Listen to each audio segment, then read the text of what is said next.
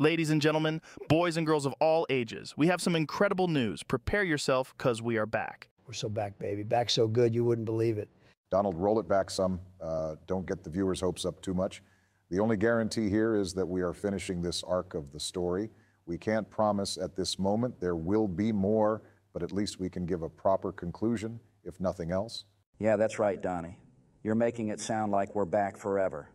But nothing is forever. No, sir. What are we talking about? My back? It's a little creaky. Probably could use a nice back massage right now. Anybody know where I can go to get one? Preferably one that has complimentary ice cream, because you hooligans still owe me from that vote we took. First of all, we never voted on ice cream, Joe. Come on. Couples therapy? Ring a bell?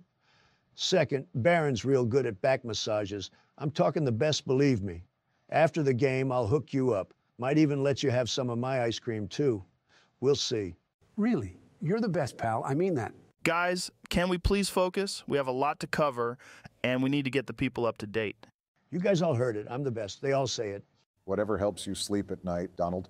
So, anyway, it's been a while since we've last come together to play in this particular campaign. Yeah, it sure has. Longer than frogs jump across a mud puddle, as they say. Speaking of whatever you just said, let me start this session by saying this. Life happens. Sometimes we have plans and they don't happen, and it disappoints everyone. Sometimes we set things up or we make promises and it falls apart. It's nobody's fault, really. It's just a fact of life. Yeah, except it is somebody's fault we haven't been around. Right, Joe? Come on, man. You know I didn't mean to let work get in my way like that, but these people, they kept making me do things. Go to this press conference, go run this country, go to war here, don't go to war there. It's never enough, I swear. I just wanted them to leave me alone. But you and me came up with the perfect plan. It was genius, really. All we had to do was have you fail so horribly and look so incompetent, leaving them no choice but to get you out of there. Those suckers fell for it, hook, line, and sinker. I can't believe they really thought all that was real. The whole golfing bit should have thrown them off, if we are honest, but they're morons, everyone. They thought old Joey wasn't in control, but I had them right where I wanted. Now I have all the free time in the world and can spend it playing games with my besties, just as all things should be. Joe, you sounded a little funny there. You good, bud? Oh, don't mind me. Got a little head cold, but I'll be all right. Joking aside, we have all agreed to come back to, at the very least, finish this story arc. I'd like to take a moment to say thank you to everyone who gave tips on how to get this to work. A lot of gross things are happening in the real world right now, and that has made finishing this job harder. So thank you to everyone who helped me figure out how to get it done. And so we are here now. It is time to finish this. So, who wants to recap us? We need this to be thorough, since it really has been such a long time. I feel I'm the only one qualified to do this.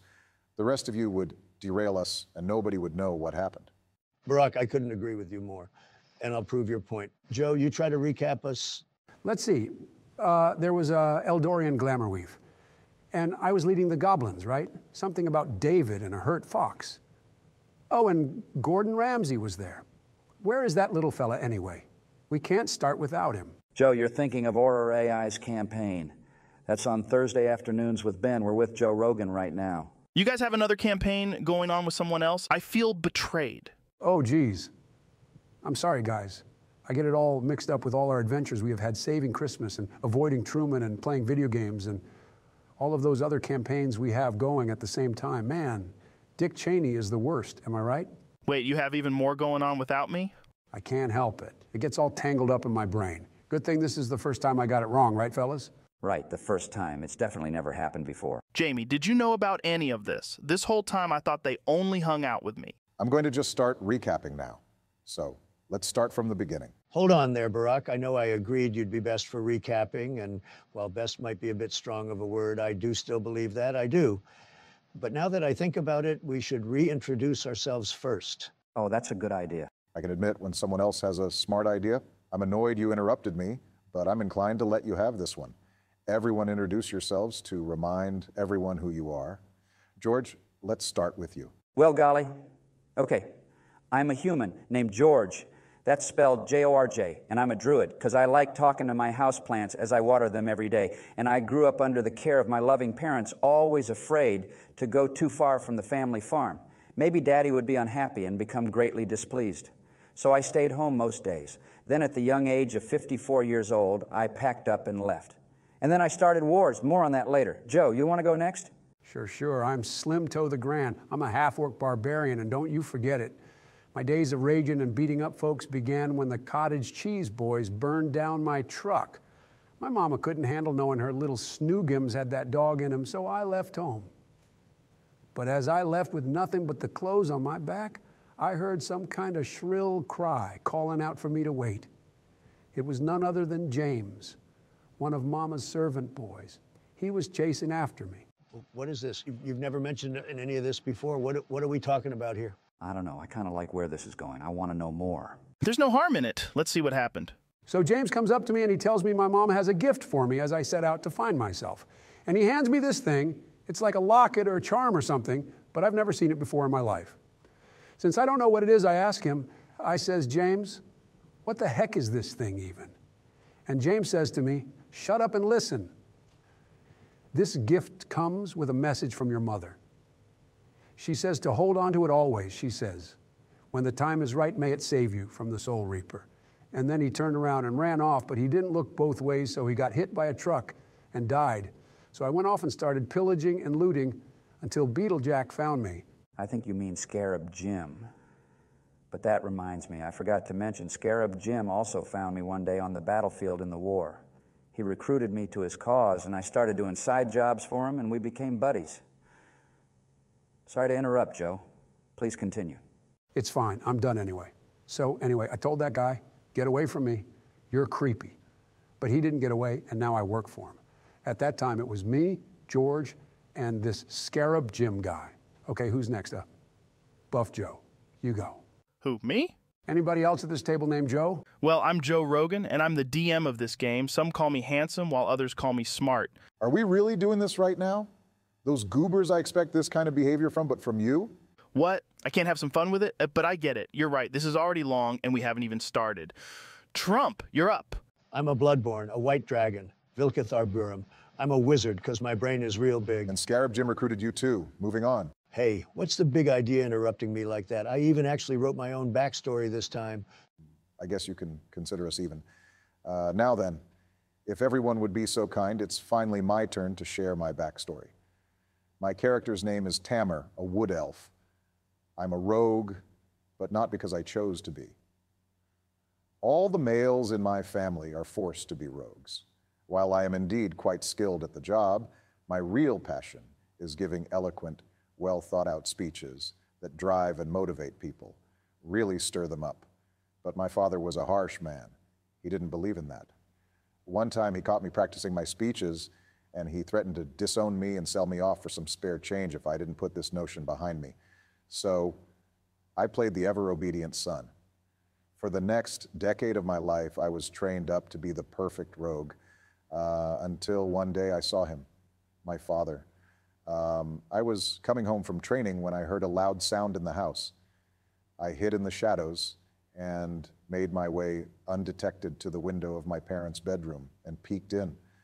My father was having an affair, and my mother had walked in on the two of them. He had gotten angry at her, saying it was my mother's fault and it was her duty to ignore this for the sake of his legacy. He became angrier and angrier until, in his rage, he murdered her. And as I witnessed him standing over her dead body, his mistress terrified in the bed, I shot a single arrow through the window, straight into his heart, killing him on the spot. Oh my God, who knew you had such a dark backstory like this? What the heck? Why didn't you share this? Didn't you stop him saying his story was boring? Doesn't sound like me. Anyway, Tamir ran off and spent the next couple of years moving from town to town, doing odds and ends jobs to scrape by, always running from the past. That's when Scarab Jim approached me. He'd heard tales of a man who had the stealth to best Conrad. That's Tamer's father, by the way. It had to have taken one with extreme skill to have taken the most perceptive and skilled assassin in the lands by surprise and kill him in one shot. And when he learned that it was his own son, nonetheless, he said he just had to find me. And he hired me for the task we are all embarking on together currently. Finally, backstories have been reestablished. Time to begin the story recap. I was getting there. Right, so we were tasked with hunting down a warlock.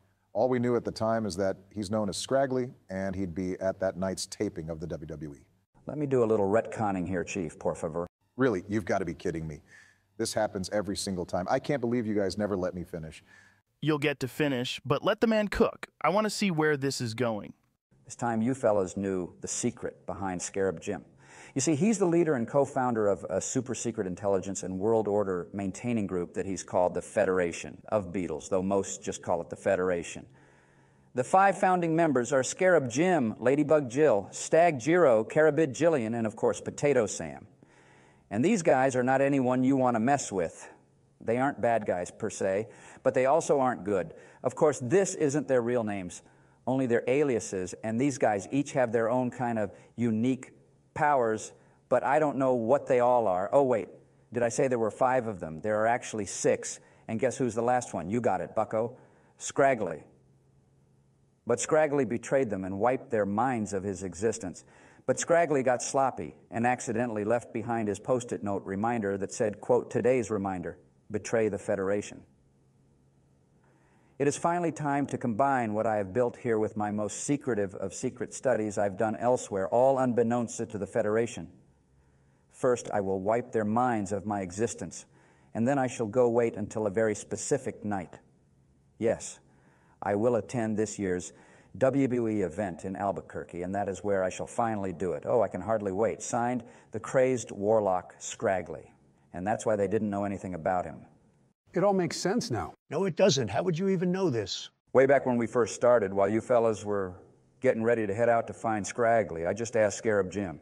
Since we was already friends from my war days, he told me. Hold on now. I don't think it really works this way. You can't just randomly know things like that and make up story. That's the DM's job. I'll tell you what, do a history check. If you pass it, I'll let that be the backstory. If you fail, then we pretend you never said any of that. I got 17. All right, there you have it. That's now canon. Whatever. Can I continue now? Thank you. So we went to the WWE to find Scraggly. Our disguise was to be the main event tag team match, but Slim Toe and Vilkith couldn't get along, and our cover was blown. Scraggly floated into the sky and sucked in all the souls of the audience into some machine, save one crazy person, the ref, and us. And as he taunted us, he vanished. However, George thought he recognized something on the soul-sucking machine and hatched a plan. Take Slim Toe and Vilkith to a couple of counseling facilities he was familiar with to get them to get along.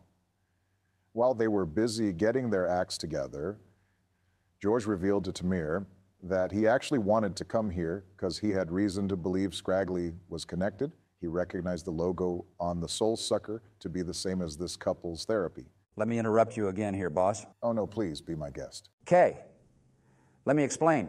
I recognize the symbol on that Soul Sucker 3000 because that was the emblem of one of my best military buddies. And that same logo was the logo of this couple's facility. I knew about it because it's where me and my military bros would go to when struggling at home with the missus. Turns out my military bestie was Scraggly all along, but he didn't go by that name back then. I had no way to know. But he betrayed me the day he uttered, Sega does what Nintendo don't. Shoot, maybe he was never really on my side at all. Anyway, he was the one who recommended that we use that therapy because his family owned it, he said. Even got us a discount on it. So when I saw that logo, I knew we had to investigate it to get to the bottom of what was going on. We now know he was using all our sessions to do some soul researching to build whatever foul machinery he now possessed. Aren't you going to mention the part where your personal failures got Mario kidnapped and tortured? I was hoping you'd forget that part. Well, anyway, George started asking some of the workers questions, and it was revealed that Scraggly was better known as Bramblejack, and he was here, so we had to take action. We took the fight outside where he summoned forth none other than Slim Toe's old friends, the Cottage Cheese Boys. During the fight, the boys amped themselves up with dark magic pills, but we still won. But not without a one-on-one fight between Slim Toe and the leader of the Cottage Cheese Boys, Baby Swiss. They worked things out, sort of, I think. It's not the most clear, to be honest. Baby Swiss is an okay dude, I guess. Too bad he died. Don't forget, though, after their epic duel, Scraggly, or I guess Bramblejack, or whatever you want to call him, poisonified baby Swiss's tiny brain and got him all worked up, and he threw at us a big, giant, pie-sized bomb of doom at us. It hurt a lot. Then George toasted him with one of his moonbeam things. I could have done it myself, but I'm saving my MP for the big boss. And now we are ready to fight Bramblejack for Mario.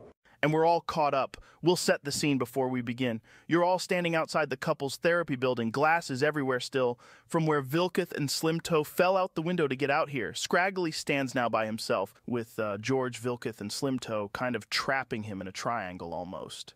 Hold on.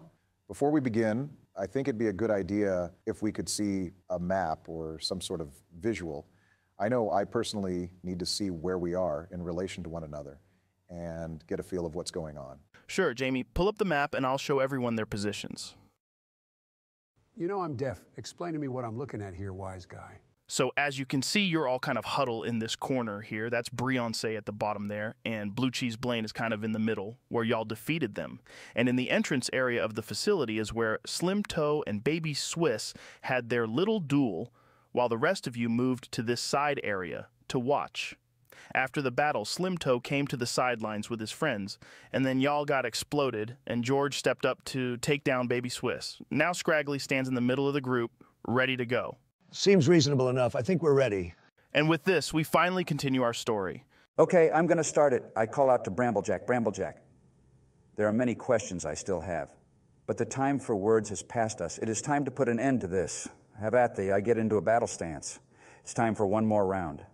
No more games, Scraggly shouts out. I will end you all right here, right now. You aren't ending anything, chump. I'm the one.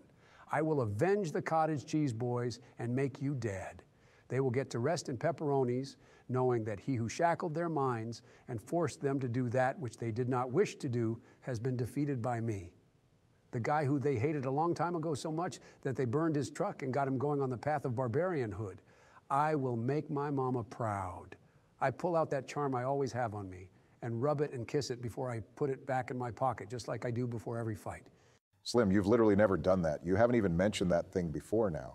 And don't forget about me. I will actually be the one who stops you, and it will be so glorious they will sing my praises for days on end. You'll see. You'll all see. Did everyone just forget that this guy's actually pretty evil, and we're supposed to be saving the souls he sucked up and possibly the entire world? We have a job to do, so let's get to it. You hear that, Bramblejack? My comrades and I are ready to defeat you. Today you die. And with that, let's roll initiative and get the battle started. I got a 9. Woo-wee, a nat 20. That makes it 22. 14 for me. I got 18. Okay, George, you're up. What do you do? Well, we're all hurt pretty bad, and Vilk is right next to me, so I reach out and cast Cure Wounds as a level 3 spell to heal him back up. We need our health points up if we have any hope in winning. That's 29 points of healing. Not bad. Not bad. I'm feeling pretty good. Tamir goes next. I'm pretty banged up right now myself, so I go hide in the bushes on the other side of this wall again. Scraggly is more focused on George anyway, so I'll say sure, you can sneak out of his view and try to hide. That's 18, so I'm hidden. Good. Then I take a potion of healing, and that's my turn. Now it's Slim Toe's turn. I rage out, then go and attack Scraggles with my battle axe. Do your attack roll. That's a 30. That's a nice clean hit. So I run at him and scream incoherently because I'm real mad, and I slash. First hit does 15 damage, and the second does 8. Then I use the rest of my movement to run past him over next to where Baby Swiss is laying down. Okay, so you charge at him. Scraggly is actually taken a little by surprise to just see you instantly just start screaming at him, so you get 2 nice good hits on him. But as you keep running, he gets to do an opportunity attack. Oof, that is a 1, so he misses big time and kind of stumbles as he misses, making himself prone. Slim Toe runs around and gets sort of behind him, blocking him off from going anywhere away from where George and Vilketh are. Speaking of Vilketh, it is your turn. All right, I don't even need to move. I know exactly what I'm going to do. You finally get to use that frost breath, yeah? Well, normally I'd agree and say, that's a good move. Not this time. For last time, George finished things off with his moonbeam. This time I will end it with sunbeam. I pull out my magnifying glass and shoot it out a glorious beam of light. Nobody could withstand its power. Dang, Scraggly's rolls are not good right now. He takes a direct hit. That's 26 damage. Bam! Oh, and by the way, he's blinded too. Take that, you loser. But I let the brilliance of my sunlight attack fizzle out pretty quickly instead of letting it linger. We're all close to one another, and I'd hate to see my teammates getting hurt or blinded by it. As the light flickers and fades out, you see Scraggly lying there. Oh, easy. We got this sucker right where we want him. He's through. Finished. Out of here, Jack. We came to play, and we don't go easy. So you better get ready, because we're taking you to Pound Town. Can you dig it, sucker? Don't take him too lightly, guys. Trust me. This isn't over yet. George is right, Scraggly says as he pushes off his hood, revealing his face for the first time for dramatic effect. This is far from over. Prepare to gorge, Bakawa. Prepare to what? What's he talking about? This is what I was afraid of. He's released his sword, Bakawa. It, along with Scraggly, is transforming. The blade Scraggly is holding begins to change. It increases in size and weight, almost resembling a butcher's cleaver. The blade is thick and dull-looking, almost like a slab of metal. If you look closer, you can see the blade has jagged, uneven edges, giving it a savage, almost grotesque look. It is all scraped up, and it appears like there might even be a smiling face etched into it.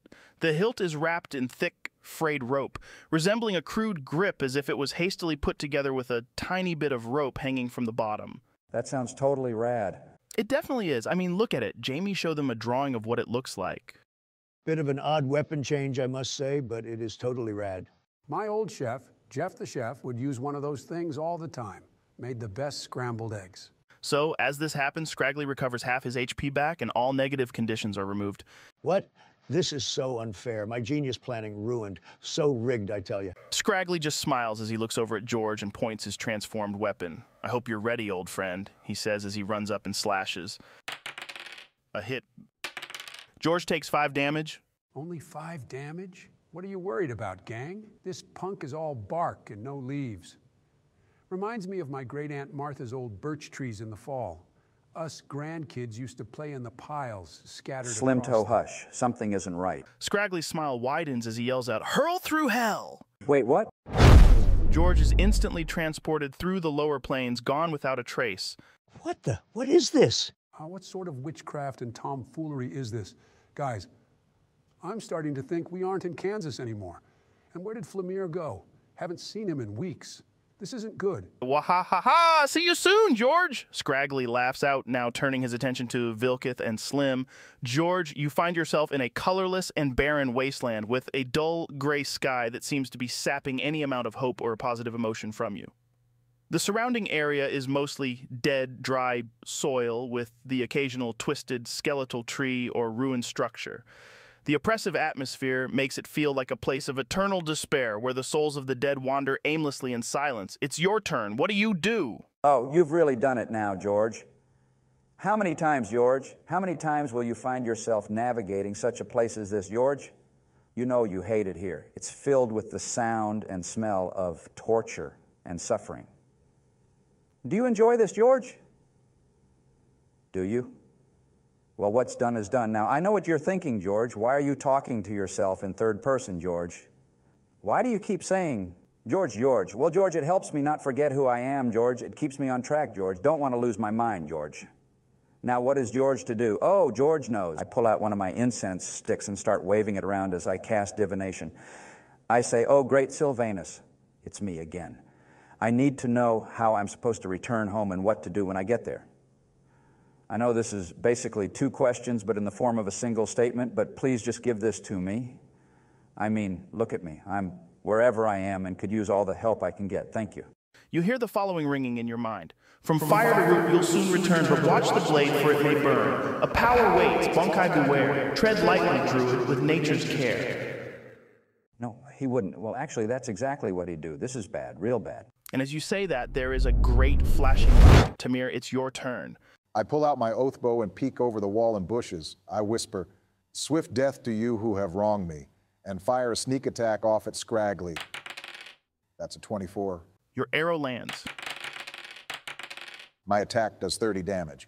So the arrow flies and hits him right in his side. It hurts bad. Ah! He cries, and he turns his gaze right at you. You're not going to be able to hide again, that's for sure. I duck down behind the wall at least to have some cover. That's my turn. What you going to do next, Slim Toe? Well, I'm a rage machine right now, so I do what I do best and be angry. Slashy time, baby. 23. Take this, punk. I slashed 2 times. First time doing 10 damage and the second doing 13. We can still do this, guys. I believe in us. You slash quickly 2 times, carving into his arms as he pivots towards you, trying to block it. He yells out, "Hellish rebuke! Roll dexterity." I got an 11.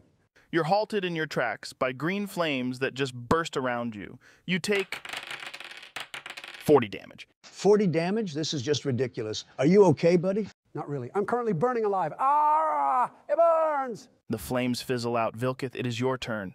Well, I blinded him before, and I can do it again. I once again cast Sunbeam. Scraggly cries out counterspell. He holds out his hand as the light dissipates. Your sunbeam is null and void, my friend. Your attack doesn't go off. This is so bad. Like, unbelievably bad. Like, I don't really have anywhere to go either. I just end my turn feeling rather defeated. It's Scraggly's turn. Suddenly there's a flash of light and George falls back into this plane. Roll 10d10, George. 10? That's a lot of dice, but if you say so, boss.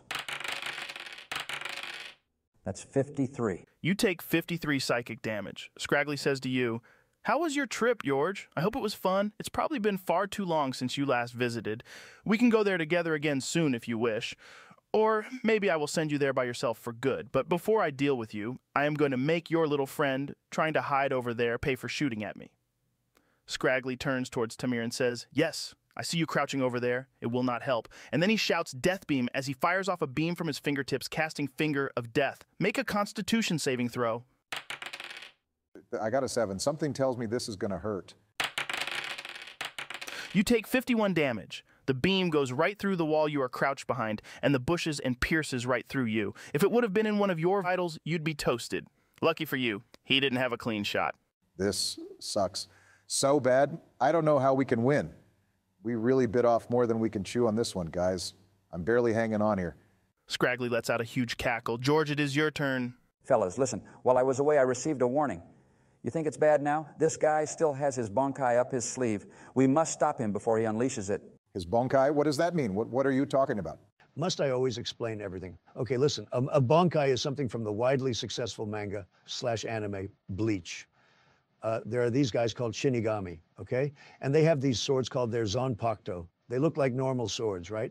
You're right. They do look like normal swords, like little katanas waving in the air like they have no care. Well, you're wrong.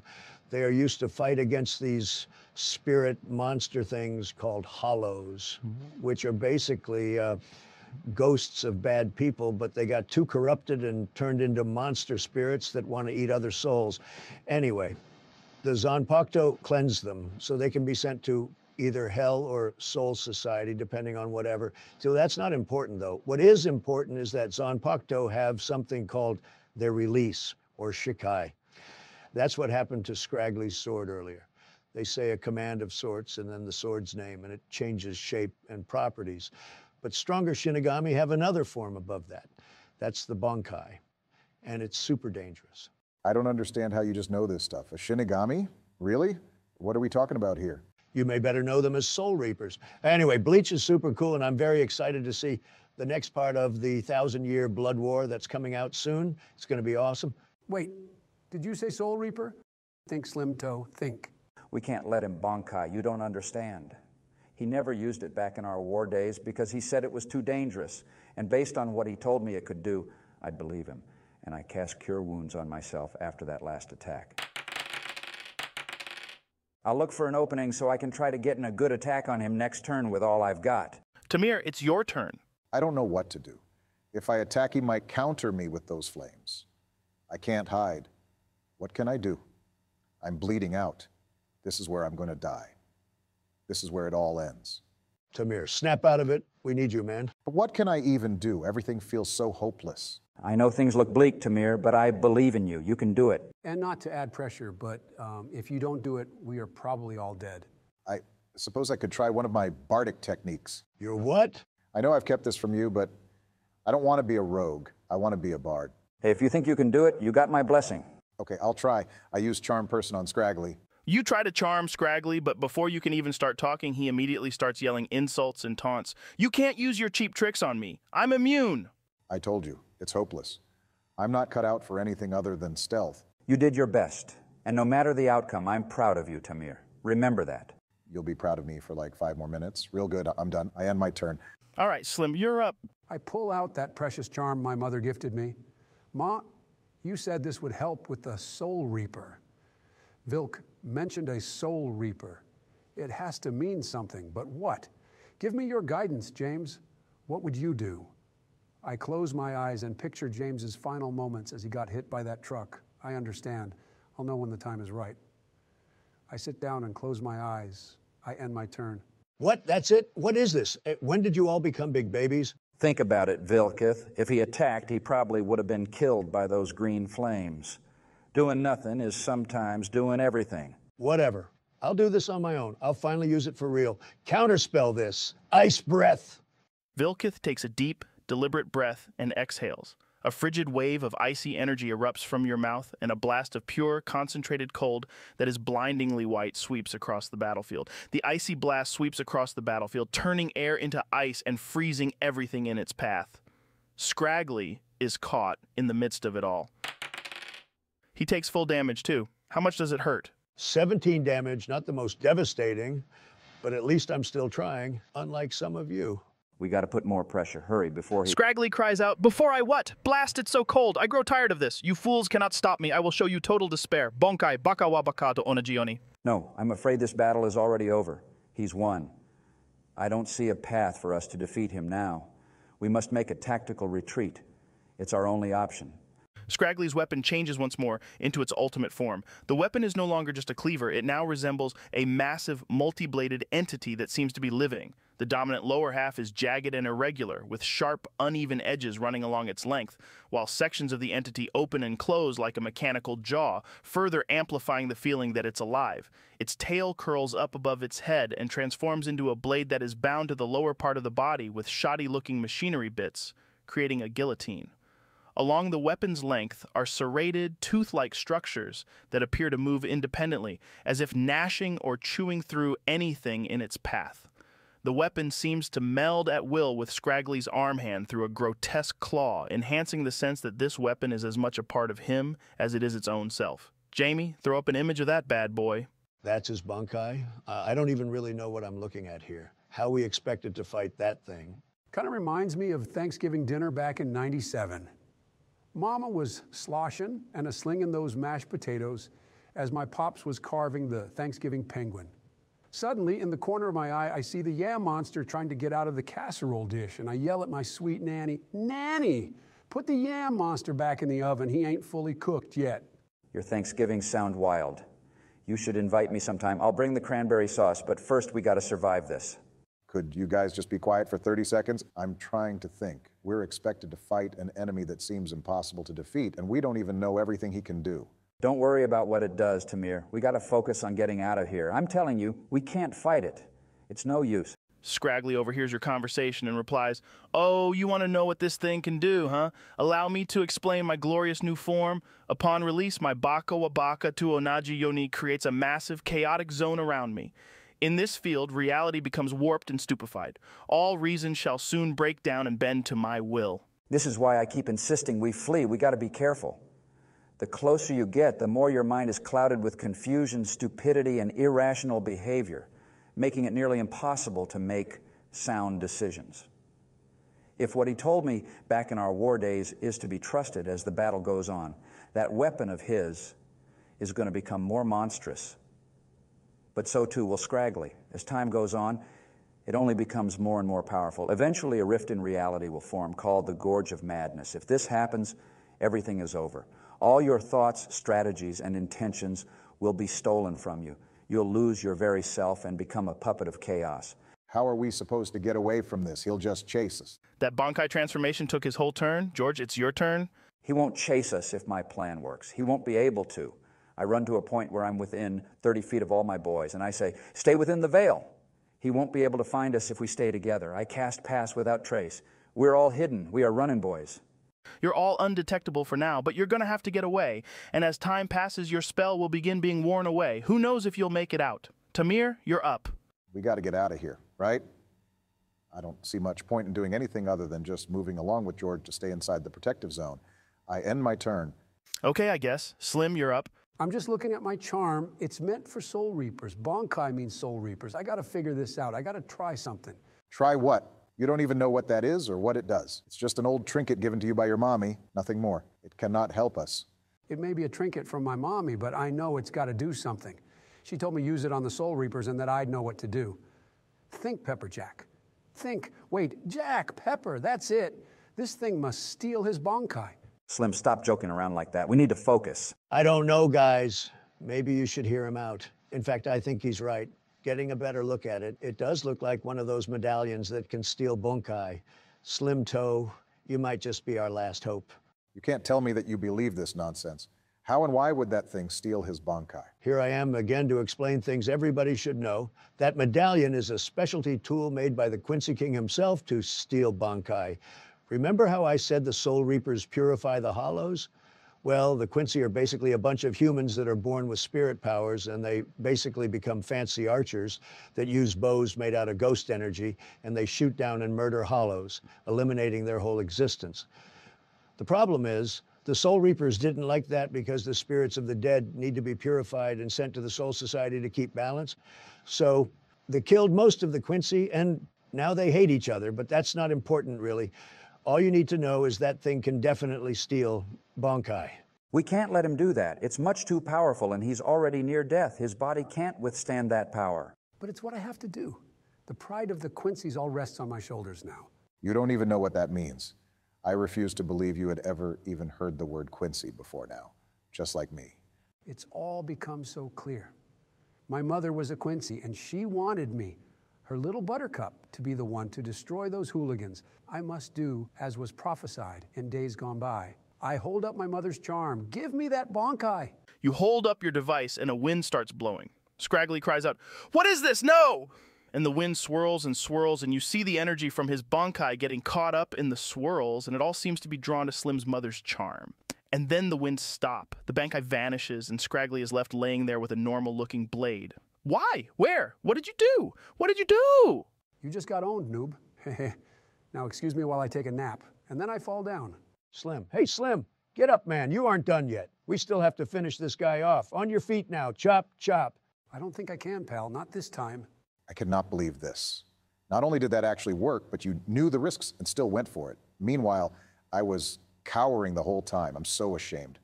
Flemir, come closer, my child. Listen to my last request. I'm here, Slim Toe. What is it? Stop second-guessing yourself. You're a fine rogue, but an even finer bard. If you can't believe in yourself, believe in the me who believes in you. Slim, I don't know what to say. Thank you, my friend. George, dear sweet George, please, my friend, let me look at your face one more time. Take a good look at it, buddy. Look as long as you need. You've earned it. Okay, I've seen enough. Now, finally, Vilketh. Vilketh, I have one thing to say to you. Yes, pal? What is it? Even after our couple therapy, I still never liked your face. And your fake hair still offends me, and I think you're a dope. Now I can finally die knowing this is out in the open. But don't be sorry. I don't have any regrets.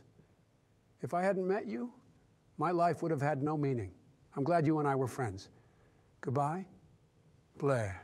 Slim Toe's body goes limp, his life fully leaving his body. The party has suffered a casualty. I won't let him get away with this. I'm going to kill him. He's already dead. Not Slim Toe, you moron. Scraggly. Bramblejack. He took away the best man I ever knew, and I will make him pay. It is your turn. What do you do? I run out at Scraggly. Wait, no. We're undetected right now. If you go out there right now, Bramblejack will know where we are, and it'll all be over. Don't throw away Slim's sacrifice like that, I beg you. If we flee now, we're throwing it away anyway. I can't sit here and do nothing. I'm going out there. Hold on, I agree. Fleeing right now would be doing Slim a great disservice, but I got a plan. Stay here for now. I'll heal you up. But more importantly, Tamer can use his bardic abilities to supercharge you, then next turn you take him out. You know what, George? You might be onto something. I'm in. But I already failed at the charming. Do you really want to trust me on this? I never not trusted you, and neither did Slim, so do it. Do it for Slim. All right, we'll go through with the plan then. So for now, I'll just sit here waiting. Scraggly just sits there staring for a bit. He can't detect you, and he's obviously suffering. Then he stands up, and you hear him screaming in rage, "I will not stand for this! I will not stand for this!"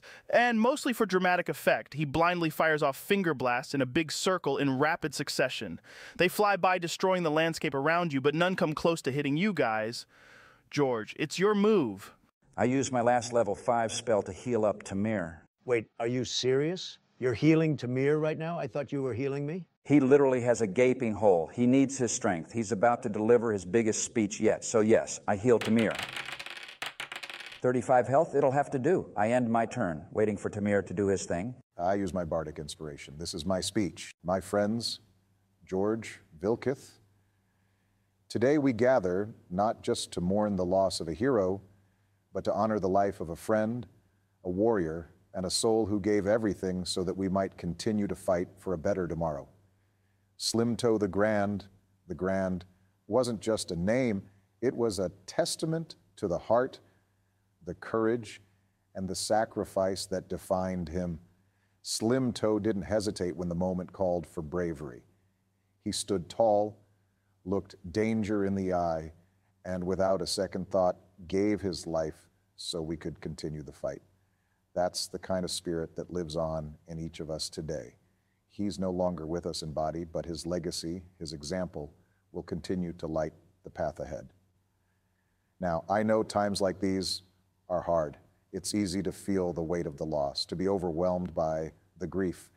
But if Slim Toe taught us anything, it's that the fight, our fight, is worth the cost. It's worth the sacrifice. And we, my brothers, must carry on, not just for ourselves, but for him. Because Slim Toe didn't fall so we could stand still. He gave his life so we could move forward, together, stronger, united. And in that spirit, we will honor him not just in words, but in action. We will rise up, take on the challenges ahead, and continue the mission he believed in so fiercely. So today, as we say goodbye, let us remember, Slim Toe may be gone, but his spirit, his courage, and his sacrifice are with us, always.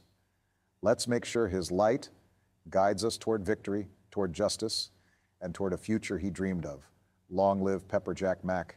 Long live Pepperjack Mac. Long live Pepperjack Mac. Long live Pepperjack Mac. That was beautiful. And now it's my turn, yes? Yep, it's your turn. Cool. So I cast Fireball using a level 5 spell slot and with Overchannel to ensure max damage of 60 is guaranteed. And he takes full damage too. How do you want this to happen? I yell out, "Long live Pepperjack Mac," and I hurl my fireball. It's huge. Some say the biggest fireball they ever saw, and it lands on that vile creature, consuming him. Scraggly is engulfed in the flame, crying out and cursing. Eventually, the fire dissipates. He stands there, not moving for a second, takes one step forward, and then falls down on his face. He is defeated. The battle is done. We did it. I run over to Scraggly and bind his arms and legs. We can't let him be dead. The Foundation will need him alive to question him and get their memories back. Slim, we did it, all thanks to you. Well, we can definitely say it's no thanks to you. What were you doing being so afraid and useless there? Stop that, Vilkith. It isn't Tamir's fault. Scraggly's weapon has a power that makes people afraid and lose hope. He wasn't himself. If that's the case, why wasn't I that afraid? Okay, maybe I was a little afraid, but that didn't stop me. No, sir. Well, that's because it has a sort of inverse effect, and the stronger your mind is, the worse it becomes. Even in its first form, it's powerful. Trust me, I observed its use many a times in the past. Trust me. Now quit your bickering over this. Without Slim, we would have been goners, plain and simple. What are you trying to say? He's saying I'm smarter and have a stronger will than you, obviously. But let's stop bickering about this. We have a friend we need to bury. You hear a voice, we'll help you take care of that. You look over, and Baby Swiss, Briance, and Blue Cheese Blaine are all up and standing, walking over to you. We saw what you fellas did. We saw what Pepperjack did. He was a good man. He was old, he was feeble, he was crazy. He made stuff up all the time, but he was my friend. You will be missed, Slim Toe the Grand. Maybe you were the grandest of them all. We'll take him back home. Let his mama see the man her little Bo Peep became. Make sure he gets a proper yeehaw send-off. At my funeral, I want that one song to be played. You know, the one. It goes like, I was the foot. We'd appreciate that. The Cottage Cheese Boys work together to pick up Slim, and they carry his body off into the sunset. As George is tying up Scraggly, Scarab Jim shows up. Great job, boys. I knew you could do it. We'll take it from here. 4 other people show up and take Scraggly and disappear. What the heck is that about? He ignores the question. So, about your pay? It seems one of you didn't make it. I suppose his share will be divided out between the rest of you? Actually, with his last breath, he said that his best friend Vilkith could have his full share because he's so awesome. I never said such a thing. Lies, slander. Did you hear something? Yes, so you'll get an extra 50 pounds of elk meat to add to your original 50. Very good then. A portal appears above Vilkith and outpours 100 pounds of glorious elk meat. What is this? I wanted money. Gold. This is better than gold. If you wanted that foul stuff, you should have asked for it when you agreed to do the mission, my boy. Those are the rules. One must always negotiate price before accepting. It is the way of the Federation. Whatever. Y'all can have his share. I don't want it. I never wanted it anyway.